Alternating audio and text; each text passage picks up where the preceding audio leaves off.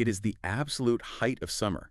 You step outside and the air isn't just hot, it is stagnant. Yeah, heavy. Exactly. It feels heavy, almost depressive, like it hasn't actually moved in days. Just sitting there. Right. You look up at the sky, and it is just that relentless pale blue.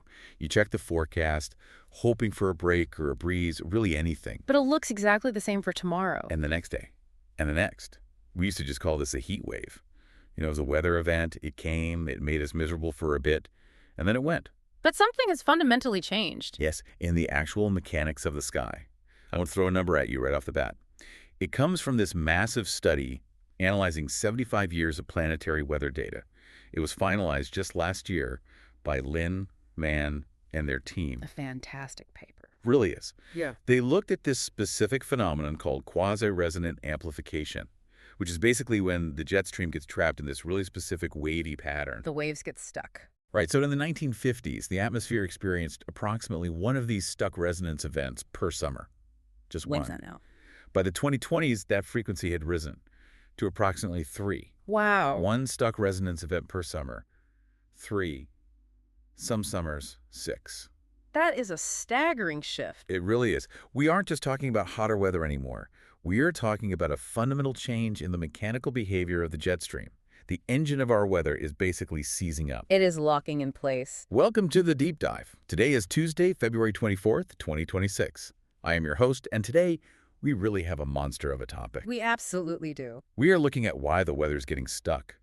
And more importantly, why our best computers, the ones simulating the entire planet, struggle to predict it. It is a massive computational headache. To help me navigate through this giant stack of papers from PNAS, Scientific Reports, Climate Dynamics, and honestly about a dozen others, I am joined by our resident expert. It is great to be here. And you're right, this is a monster topic.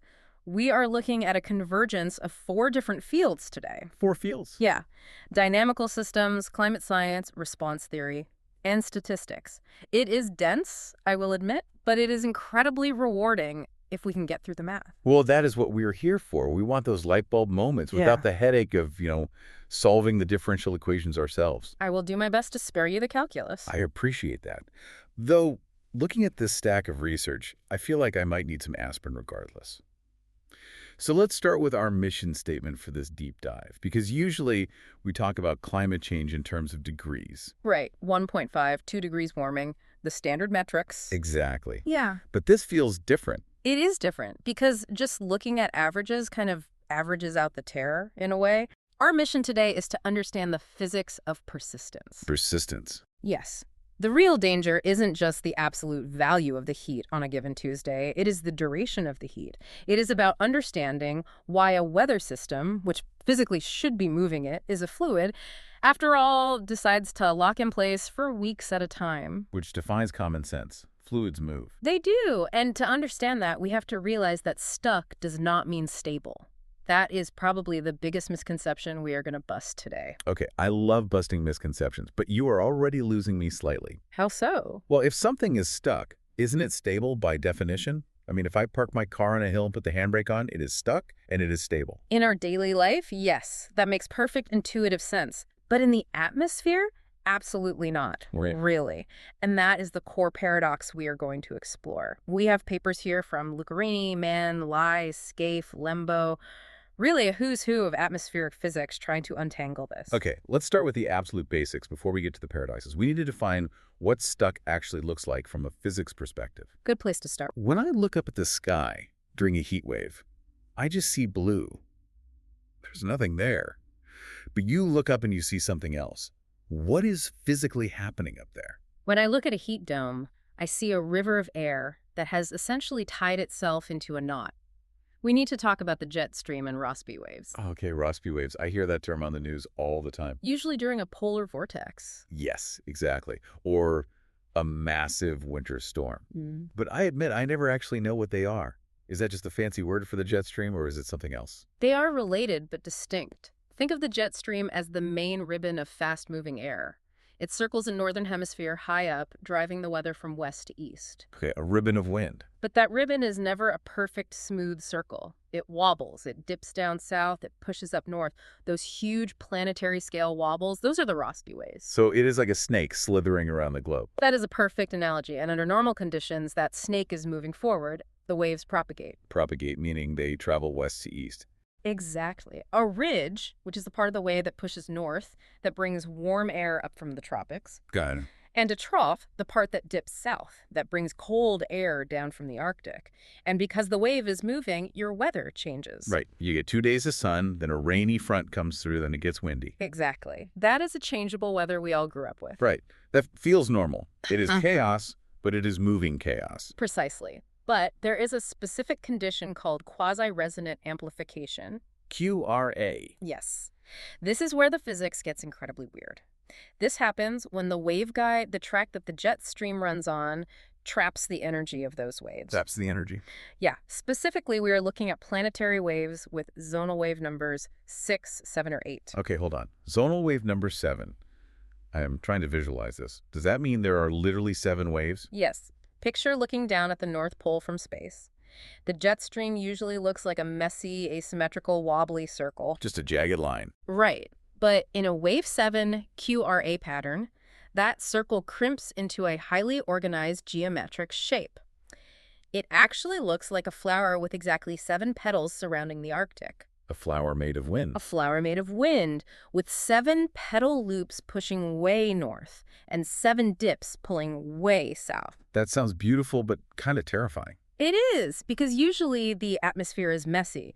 These waves interact, they crash into each other, they dissipate, they move on. This snake keeps slithering. But in a QRA event, the thermal conditions of the atmosphere create a waveguide.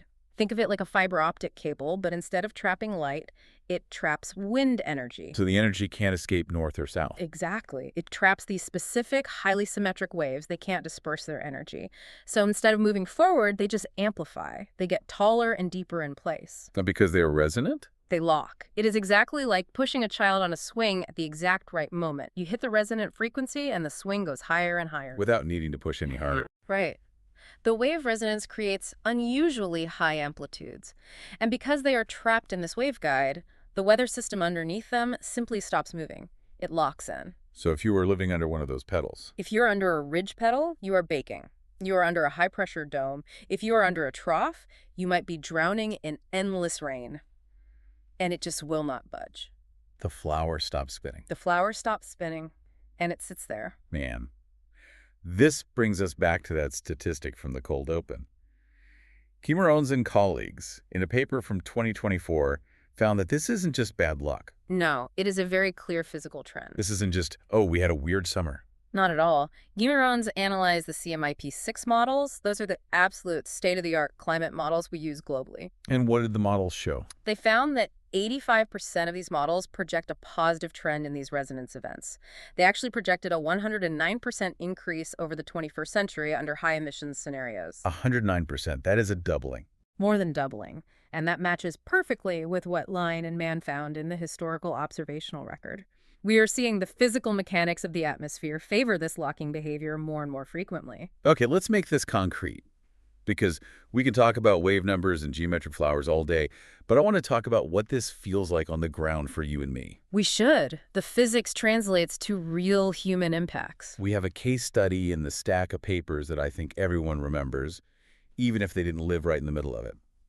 The Pacific Northwest Heat Dome of June 2021. Yes. This is the definitive example. It is the textbook case for modern QRA research. I remember looking at the news during that event. I have friends living in Portland, Oregon. It was brutal there. They were sending me photos of their digital thermometers on their porches. Portland hit 116 degrees Fahrenheit. Which is 47 degrees Celsius. In a city where, up until recently, very few people even bothered to have air conditioning because it was always so mild. It was catastrophic. And look further north at Lytton, British Columbia, a small town in the Canadian mountains. I remember Lytton. They set an all-time Canadian national record of 49.6 degrees Celsius. That is almost 50 degrees Celsius. That is hotter than Las Vegas has ever been in recorded history in Canada. surrounded by pine trees. Unbelievable. So was this an example of QRA? Was this the Wave 7 pattern we just talked about? It was, absolutely. But the story is even more complex and honestly more sinister than just a wave appearing out of nowhere. Sinister how? We have a paper here by Liss and colleagues from 2024 that breaks down the timeline of that specific heat wave. And it is fascinating. It wasn't just the heat dome arriving, it was the setup beforehand. What do you mean by the setup? Well, 2 weeks before the extreme heat wave even hit, a Wave 7 QRA pattern emerged. It was a resonant, stuck pattern. Over the Pacific Northwest. Yes. This stationary wave sat over the region. Now, it wasn't the super hot record-breaking heat dome yet. It was just a persistent high-pressure ridge, just unusually warm and dry. So the trap was basically set 2 weeks in advance. Exactly. This preliminary ridge effectively shut off the clouds and the rain for half a month. It baked the soil. In the literature, we call it an antecedent soil moisture deficit. It sucked all the water out of the dirt. The soil dried out completely. Can we pause there for a second? Mm? Because my brain is still trying to process why dry soil matters so much to the air temperature. I mean, I get that dry soil is bad for farmers and crops, Of course. but why does dry dirt make the air 50 degrees hotter? It is about thermodynamics. Think about your own body for a second. When you go for a run and you get hot, what happens? I sweat. Right, you sweat. The water evaporates from your skin, and that phase change from liquid sweat to water vapor gas consumes heat energy from your body. It cools me down. It cools you down. The Earth does the exact same thing. Evaporative cooling. Right. Normally, even in the middle of summer, the soil has some residual moisture in it. So when the sun hits the ground, a big chunk of that incoming solar energy is used up, just turning that soil water into vapor. It acts like a heat sink. Exactly. We call that latent heat flux. It acts as a natural buffer, keeping the air temperature above the ground reasonable. The sun is working on the water, not just heating the air. But if the soil is already bone dry, because of that stuck wave from 2 weeks ago? Then there is no sweat. There is absolutely no evaporative cooling. Oh, wow. So when the main heat dome arrived later in June, all that intense solar energy had literally nowhere to go but into heating the air molecules directly. Which spikes the thermometer. Exactly. We call that sensible heat flux because you can sense it. This triggered nonlinear land-atmosphere feedbacks that amplified the temperatures way, way beyond what the standard models had predicted. That is absolutely terrifying. It's a 1-2 punch. That is exactly what it is. First, the stuck wave dries you out. It removes your natural defense mechanism. And then the main heat dome knocks you out because you have no shield left. And that, right there, is why we care so deeply about persistence. Because the duration creates the feedback loop. Yes, if the wave had moved, if it had been a normal propagating Rossby wave, it would have rained a bit. The soil wouldn't have dried out as much. The buffer would have still been there. So even if the hot air came, the ground would have sweat. Right. The temperature record might have been 40 degrees Celsius, which is incredibly hot, don't get me wrong, Yeah. but it is not 49.6. That extra 10 degrees. That was the feedback loop caused entirely by the persistence of the system. Now, I have to ask, because my mind naturally goes to the rest of the planet. Is this just a northern hemisphere problem? That is a very pertinent question. Because we always hear about the jet stream in the context of Europe or North America or Russia. Is the South getting these flowers of wind, too? It is a great question, and it actually helps us understand the physics much better. If we look at the work by Garfinkel and another paper by Lumbo, they expanded the scope to the southern hemisphere. And what did they find? Well, the southern hemisphere is dynamically very different. Different how? Like physically? Mostly it is ocean. You have Antarctica in the middle, surrounded by the massive Antarctic Circumpolar Current. The ACC. Yes. There are no massive jagged mountain ranges like the Rockies or the Himalayas stretching across the mid-latitudes to disrupt the wind flow. So it's just open water. Mostly. There isn't the same stark land-sea contrast that you have in the north, with huge continents heating up faster than the oceans. It is a much cleaner system, fluid dynamically speaking. So do they get these stuck waves down there? They do have patterns that persist, but the signal-to-noise issues, which we will get to in a bit, are relatively muted in the southern hemisphere. Muted meaning easier to see. Yes. The annular modes, which are these ring-like patterns of weather, persist much more realistically in our models there than they do in the north. Because there's no Rockies getting in the way. Exactly. In the north, we have continents, mountains, and extreme land-sea thermal contrasts that just mess everything up. The southern hemisphere acts as a control group, in a way. A control group for the planet. Yes. It shows us that the stickiness in the north is heavily influenced by our complex geography interacting with these changing thermal gradients caused by global warming. The southern hemisphere is the clean lab experiment. And the northern hemisphere is the messy, complicated reality we actually live in. Precisely. Okay, so the southern hemisphere proves this is a geography problem as much as a physics problem. But here is where we hit the absolute wall. The prediction wall. Yes. We know the geography, we know where the Rockies are, we know the physics, we have the equations for fluid dynamics. We've had them for over a century. Right. Yet when the 2021 heat dome hit, our best supercomputers and models were still playing catch-up. They underestimated the extremes. Yes, they did. Why? Because the math we use to model movement seems to break down when things stand still. That brings us to Act 2. Exactly. This is Act 2 of our deep dive, the four-field convergence. Let's start with the models versus reality. It is a stark contrast. You mentioned earlier that 85% of models see an increase in QRA. That sounds pretty good to a layperson, doesn't it? If they see the increase, aren't they working? It sounds good on the surface, yes. But there is a massive catch. Always a catch. Always. Oh. While the models show the overall trend, they agree that yes, this locking will happen more often. They really struggle with the actual dynamics of the events. The mechanics of how it happens. Right. The work by Mann, Rahmstorf, and Lai suggests that current generation climate models, even the newer CMIP-6 models, they actually underestimate the potential increase in these resonant events. They are under-predicting the risk. It is highly likely. They are seeing the long-term signal, but they aren't capturing the full intensity and frequency of the locking mechanism on a granular level. So they see the flower of wind, but it's blurry. That's a good way to put it. The wave dynamics in the models are a bit too smooth compared to the real world. The real world is jagged and sharp. The models have rounded edges. So let's try to figure out why the model's around the edges. I want to throw that assumption back at you, the one I made at the very beginning of the show. The parked car. Yeah. When I think of something being stuck, I naturally think of it as being stable. If a weather system is stuck over Portland for 2 weeks, isn't that a stable system? It seems like it should be. It is not moving. It is just sitting there. Why is that hard to model? I would assume computer models love things that don't move. It's easier to calculate. And it's wrong. Wait, stuck isn't stable. No. And this is the central reveal of today's deep dive. This is where human intuition fails completely. Okay, my mind is ready to be blown. We need to look at a brilliant paper by Lucarini and Gritson from 2020. It was published in Climate Dynamics. Okay, lay it on me. How on earth is a stationary rock unstable? Blocking. That stuck weather pattern. It is not the atmosphere calming down and taking a rest. It is the atmosphere visiting a region of its phase space that is more unstable than normal. That sounds completely counterintuitive. I know. If it is geometrically unstable, shouldn't it be changing? Shouldn't it be flailing around and raining and blowing? To understand this, we have to look at how dynamical systems measure chaos. We use a specific mathematical metric called the finite time Lyapunov exponent, or FTLE. Lyapunov exponent. That sounds like a Bond villain. Mr. Bond, I expect you to diverge. It does sound intimidating, but it basically just measures how fast two nearby trajectories diverge from each other. It measures the chaos of a specific moment. Okay.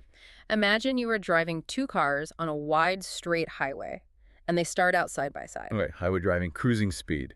This represents normal weather. Yes. This is zonal flow, the normal moving jet stream. Right. The cars drift apart slowly. Maybe one changes lanes, the other doesn't. But you can roughly predict where both cars will be in an hour. Sure. They're going the same speed on a straight road. Exactly. The divergence is low. The Lyapunov exponent is small. The system is highly predictable. Okay, I'm with you. Low divergence, easy driving, normal weather. Now, imagine a blocking event, a QRA heat dome. The two cars are suddenly transported to a foggy mountain pass in the Alps. Fog, cliffs, hairpins. Yes, the road is full of sharp hairpins, black ice patches, and absolutely no guardrails. Okay, extreme high-stress driving. Now imagine those two cars start side by side on this treacherous mountain road. A tiny, microscopic steering adjustment. A millimeter difference on the steering wheel by one driver. It sends them in completely different directions. Exactly. One car makes the hairpin turn, the other skids off the cliff. Massive divergence. Incredible divergence. The Lyapunov exponent mathematically measures that rate of separation. And what Lucarini and Gritson found is that during blocking events... During the stuck heat waves. Yes. During these stuck events, this exponent is significantly higher. So even though the weather map looks perfectly still to us on the ground, the underlying physics is frantically, violently chaotic. The atmosphere is locally chaotic. It is balancing on the edge of a knife. It is frantically trying to escape this blocked state, but it is trapped in a region of extremely high instability. So it is stuck, not because it is resting at the bottom of a hill like a heavy rock. Right. It is stuck because it is balancing on the absolute tip of a needle. And any tiny gust should knock it off, but it doesn't. That is a beautiful way to put it. It is a dynamic instability. Think of a spinning top that is wobbling wildly. It looks like it should fall over any millisecond, but it hasn't fallen yet. That is wild. And this connects to a profound concept in physics called unstable periodic orbits, or UPOs. UPOs. Unstable periodic orbits.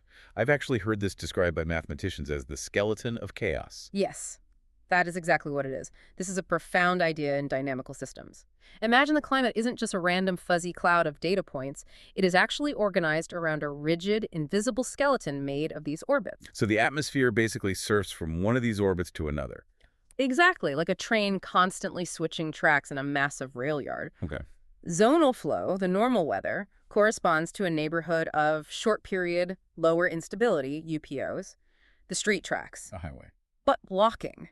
Yeah. The stuck weather. That corresponds to a neighborhood of specific longer period but much higher instability UPOs, the mountain pass. I remember back in episode 2, for those who were with us, we talked about the Ising model. Oh yes, the phase transitions. Right. We talked about how magnets physically lose their magnetism when you heat them up past a certain point. They undergo a phase transition. Is it related to that? It is deeply related. In episode 2, I think around the 8-minute mark, we discussed how systems physically skid between different magnetic states when they are near a critical phase transition. The atoms can't decide which way to point. Exactly. The atmosphere is doing the exact same mathematical thing here. It is skidding between the zonal state and the block state. It is essentially a thermodynamic phase transition of the planetary wind.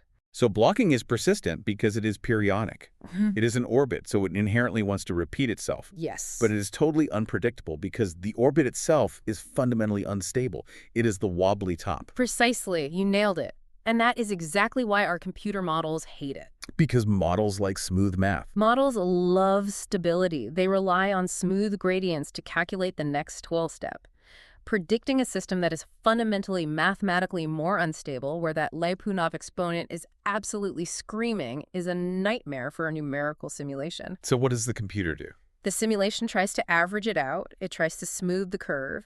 And in doing so, it physically loses the stickiness. The model drops the top before it finishes spinning. Man, if the blocking state is really so unstable, if it is truly balancing on a knife edge in the math, how do we ever predict anything? It sounds bleak, I know. It really does. How do we know global warming will make it worse if we literally cannot even predict next week's atmospheric block? This feels a little bit like we are admitting total scientific defeat. It is not defeat. It is a necessary change in strategy.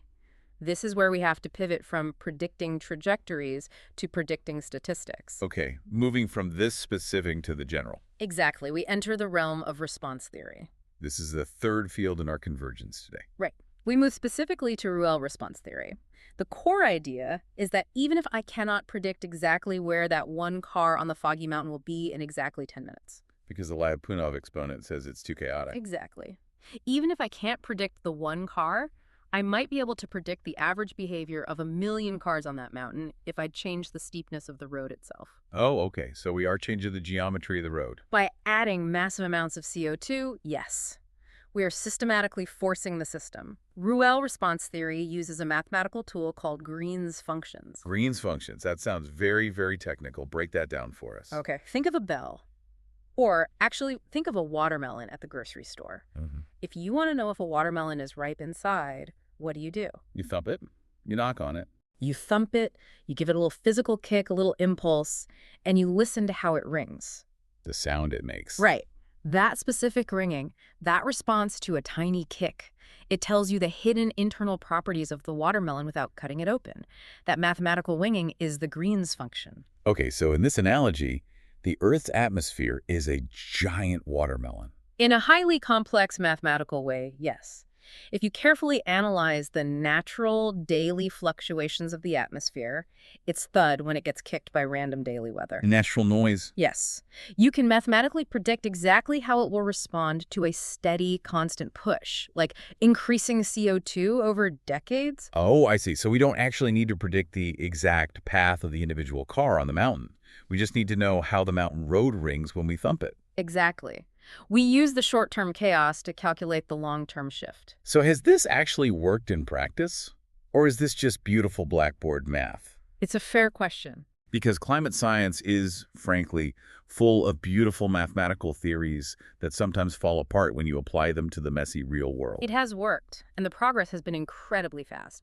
In 2017, Lucarini, Ragone, and Lunkite proved this in a climate model of intermediate complexity. A simplified model. Right, it's called PLACIM. It had about 100,000 degrees of freedom. It worked beautifully for global averages, but the real breakthrough, the moment where this went from nice theory to holy cow, this actually works, that happened in 2020. What happened in 2020? They published a landmark validation in Scientific Reports. They took Ruelle response theory and they applied it to a state-of-the-art, fully coupled general circulation model, the MPI-ESM. And a fully coupled model is the real deal. It is the real deal. It has dynamic oceans, sea ice, complex land surfaces, the works, millions of lines of code. It is as close to Earth as a computer gets. Did the watermelon thump work? It worked flawlessly by constructing these Green's functions from a simulation where they just doubled CO2 instantly. So a massive thump to the climate watermelon. Exactly. They successfully and precisely predicted the response to a slow, realistic 1% per year CO2 increase. Wow. What specifically did they manage to predict? They accurately predicted global mean temperature changes, deep ocean heat uptake, and even the AMOC, the Atlantic Meridional Overturning Circulation. The AMOC, that's the Gulf Stream system, right? The ocean conveyor belt. Yes.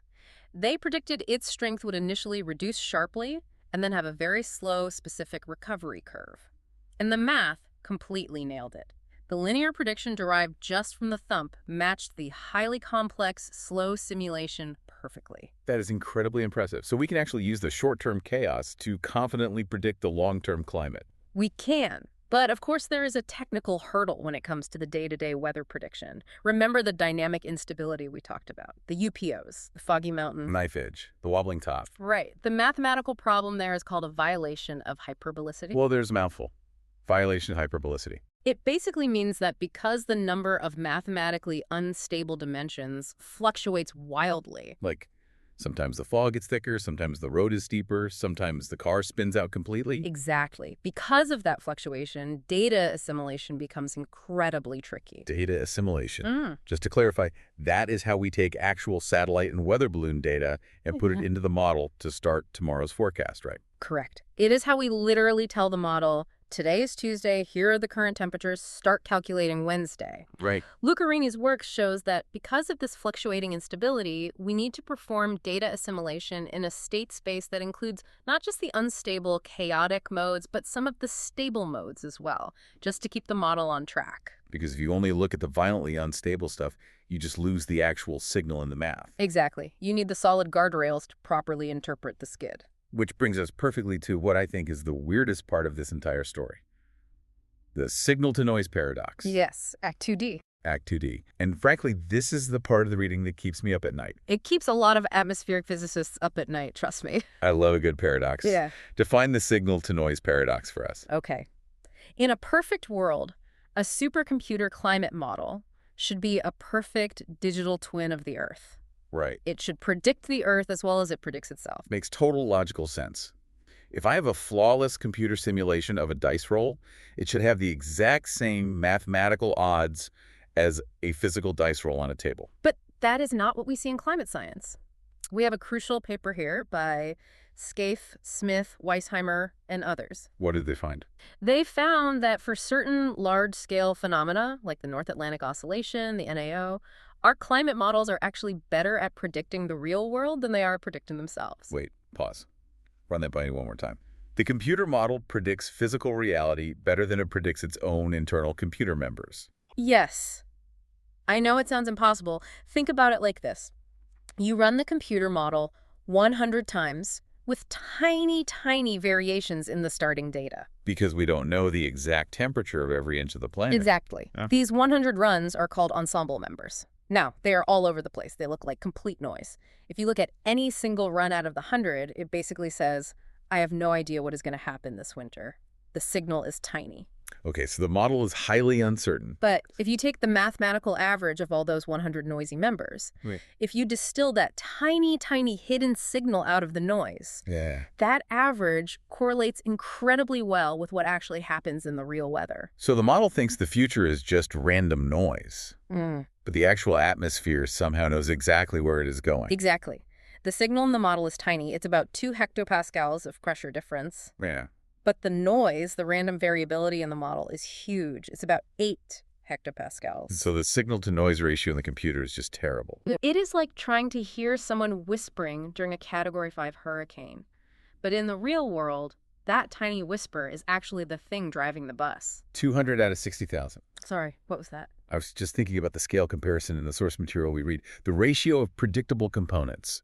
It is literally like finding 200 predictable needles hidden inside a haystack of 60,000 random straws of hay. It is exactly that extreme. The model mathematically thinks the signal is hopelessly weak, but the actual correlation with reality is 0.6. That is statistically massive. It really is. It implies that the real world is physically much more predictable than our best physics engines believe it should be. That is profound. I mean, think about what that number actually implies for a second. Yeah. It means the chaos of the atmosphere isn't actually just random noise. No, it is not. It has a hidden order, like a deep memory that our differential equations are currently totally blind to. We aren't just missing a few data points. We are missing a fundamental rule of how the sky organizes itself. Exactly. The atmosphere is vastly more coherent than our physics equations allow it to be. So what is causing it? I mean, is the model just broken? Is there a literal coding error somewhere in the millions of lines of Fortran? It is not a simple bug. It is not just a minus sign in the wrong place. And here is where it gets really interesting. Or, as Weisheimer puts it, where the paradox flickers. Flickers. Yes. The paradox is not constant, it flickers. Like a break-in light bulb? Kind of. Weisheimer and her team looked at 110-year hindcasts. Hindcasts being predictions of the past to test the model. Right. They told the model to predict the winters of the 20th century without giving it the answers. They found that this paradox, this whole model is too noisy, reality is predictable issue. It appears very strongly in the late 20th century, like the 1980s and 90s. Oh. But if you look at the mid-20th century, like the 1950s, it completely disappears. The paradox just vanishes. The model and reality align perfectly. So wait, the atmosphere was somehow physically more predictable in the 90s than in the 50s. Or the computer models were just better at predicting the 50s. It suggests the fundamental nature of the atmospheric noise changed. This tells us it is not just a hard-coded computer error. It is a massive clue about non-stationarity. Non-stationarity, meaning the rules of the game are shifting. Yes. The atmosphere shifts between different physical regimes. Sometimes the signal is dominant and clear, and sometimes it is deeply hidden by internal variability. This strongly reminds me of episode 4. We talked about Fisher information. Yes, right around the 32-minute mark of episode 4, we discussed the Kramer-Rao bound, which is the theoretical mathematical limit on how precise any statistical estimate can possibly be. It is like the universe's speed limit of knowledge. Exactly. The signal-to-noise paradox is essentially a blatant violation of the Kramer-Rao bound, but within the artificial model world. The model says you cannot know this. It is mathematically impossible to predict this winter.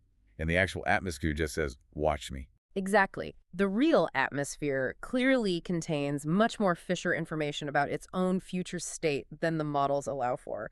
It physically knows something we don't. What could it possibly be?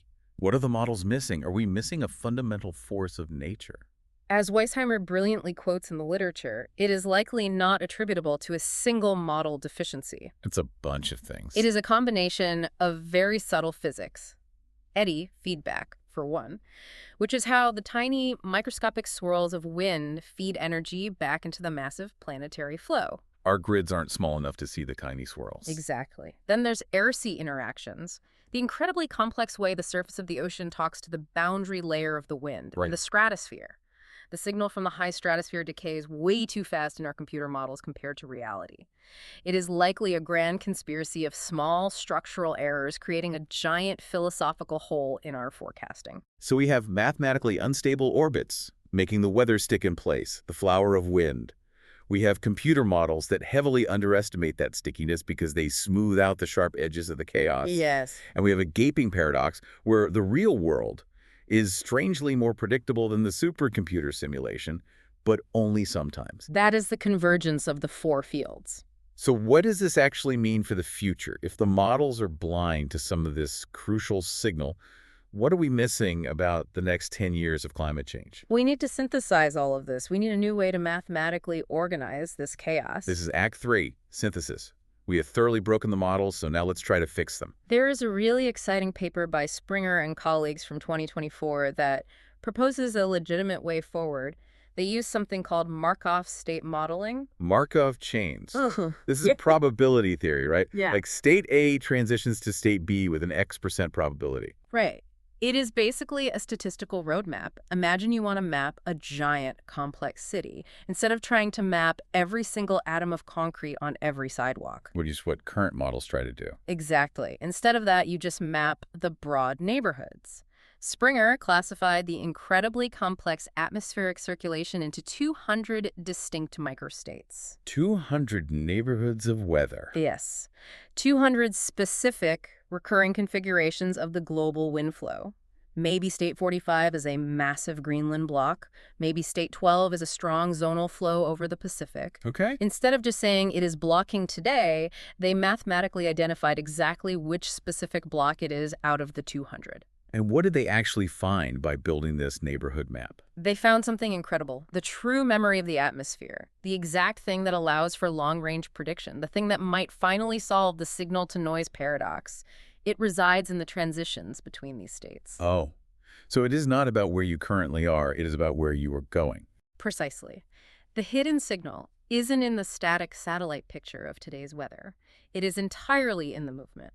It is in the historical probability of jumping from neighborhood A to neighborhood B. Wow. This connects directly back to Wooter's and Lucarini's deep theoretical work on the Maury-Zwanzig formalism. Okay, hold on. Maury-Zwanzig formalism. That sounds like the final boss of theoretical physics. It does sound intimidating, but the core concept is actually very relatable. It asks one simple, profound question.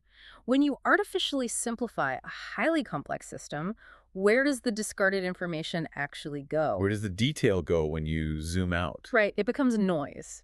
If your model grid is too big to simulate the flap of a butterfly's wings, that energy doesn't disappear. It becomes mathematical random noise in your model. Okay, that makes sense. And this is the absolute key. If you simplify the system wrong, you create the wrong kind of noise. What do you mean the wrong kind of noise? You create white noise, completely random, memoryless static, when physically you should have created colored noise, noise that actually retains a hidden memory of the butterfly wings.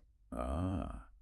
So if the climate models are projecting their math onto the wrong reduced space, if they don't fundamentally understand the unstable periodic orbit structure we talked about, Yes. then their underlying memory kernel is fundamentally wrong. They are literally seeing random TV static where they should be seeing a hidden, predictable pattern. Exactly. They're staring at the TV static and completely missing the actual picture hidden inside the frequencies. So if we can build new models that actually understand these 200 microstates and their specific transition probabilities, if we can physically fix the memory kernel, we might actually fix the paradox. That is the great hope of the field right now. It Yeah. strongly suggests we need to look at the geometry of the chaos itself, not just staring at the temperature grid. Bringing it back to the listener, and back to the heat domes, back to the actual physical heat we feel in summer.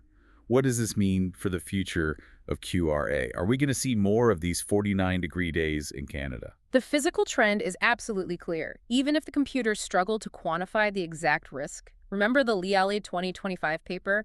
The baseline frequency has already tripled. 1 to 3 to 6. And there is a twist, a really, really bitter twist in the climate story. Tell me. We talked about aerosols in the intro briefly.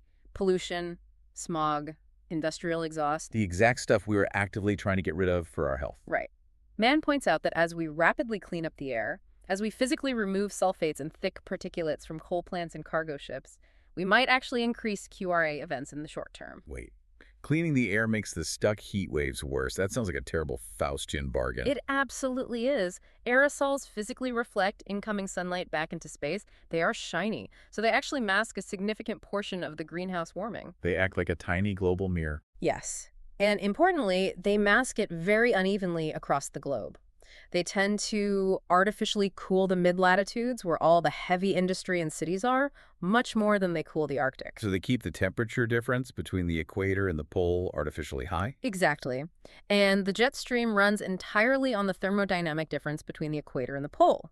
If you remove the dirty aerosols, the mid-latitudes warm up fast. Right. But the Arctic warms even faster due to Arctic amplification. The melting ice absorbs heat, so the temperature difference shrinks rapidly. And a shrinking thermal difference means a much slower jet stream. A slower jet stream meanders more, the waves get bigger, it hits that resonant frequency more easily, it gets stuck more. Wow. So, ironically, systematically cleaning up particulate pollution, which we absolutely must do for our lungs and our ecosystems, it could rapidly unleash a massive burst of these resonant extreme events, at least until we finally stabilize the atmospheric carbon. That is an incredibly sobering thought. We are in for a very bumpy ride over the next few decades. We are. But we are also finally understanding the actual suspension system of the car better than ever before. We see the mechanics of the bunks. Let's score the convergence. We have thrown a massive amount of dense science at the listener today. I want you to break it down into tiers of certainty. What do we know for an absolute physical fact? What is strong theory? And what is the bleeding edge frontier? Okay, let's do it. Tier 1, the absolutely settled science. Yeah. QRA events are physically increasing in the real world. The frequency has tripled. We measured it. Right. And blocking is dynamically unstable. It has provably high Lyapunov exponents. That is no longer a mathematical guess. It is a physical measurement. Stuck is not stable. Stuck is not stable. Got it. Tier 2. Strong theory. Response theory works. The 2020 validation proved that we can accurately predict long-term global variables like temperature and ocean heat using Green's functions. The chaotic math holds up in the real coupled world. We can thump the watermelon and reliably get the right answer. Exactly. We can thump it. And Tier 3. The frontier. The wild west of the science. Solving the signal-to-noise paradox. We know for a fact it exists. We know from the hindcasts that it flickers over decades. But fixing it. Fixing it requires physically fixing the mathematical skeleton of our climate models. It requires perfectly mapping those unstable periodic orbits and completely revolutionizing how we do data assimilation. That is exactly where the big Nobel Prizes will be won in the next decade. It sounds like we are genuinely on the verge of a major generational leap in how humanity predicts the weather. We are. We are finally moving away from just brute force simulating the atmosphere grid by grid to actually understanding its fundamental information content. I want to leave you, the listener, with one final thought to mull over. We build these incredibly massive supercomputers, millions of processors, millions of lines of complex code, just to simulate the sky above our heads. And they are marvels of human engineering. They are. But from everything you have laid out today, it really sounds like the physical sky is still winning the calculation race. It is. If you truly look at the implications of the signal-to-noise paradox, it is deeply profound. How so? The physical atmosphere is naturally holding on to complex patterns, deep physical memories, and subtle signals that our best mathematical equations haven't quite captured yet. It's one step ahead. The atmosphere knows its own future better than our models do. And until our computers finally catch up to the sky, we had better be ready for when the weather gets stuck. Because it will. Stuck isn't still. It is the most chaotic place to be. Thanks for diving deep with us today.